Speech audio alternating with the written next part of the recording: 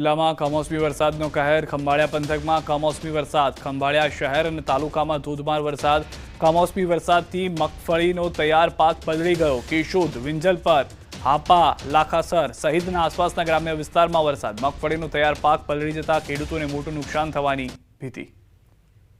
તો આ બે દ્રશ્યો સ્પષ્ટ કહી રહ્યા છે કે કેટલા મોટા પ્રમાણમાં ખેડૂતોને નુકસાની વેઠવાનો વારો આવ્યો છે. માર્કેટની અંદર તાડપત્રી ઘટી ગઈ છે અને જેટલી પણ તાડપત્રી ઢાંકવામાં આવે પરંતુ ભારે પવનને કારણે પણ પાકને નુકસાની થઈ રહી છે.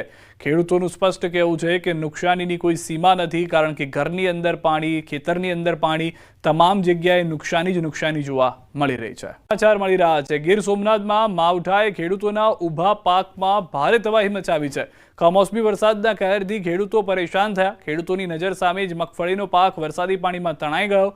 કોડીનારના ફાફણી ગામમાં તબાહીના દ્રશ્યો. મગફળીના પાથરા તણાતા ખેડૂતો ચિંતામાં મુકાઈ ગયા.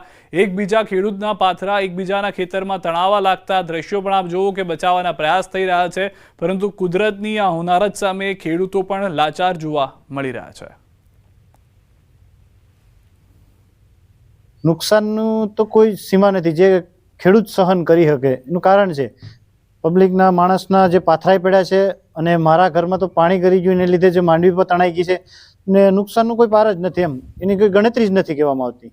આ મગફળીનો પાલો છે ને આખું વરસ આપણે રાખીએ. ચોમાસાની નિરણ મગફળીનો પાલો જ કહેવાય. એટલે એ આપણે અટાણે હાંસવી લેતા હોય પણ મૂળ હાથમાં આવ્યું નથી.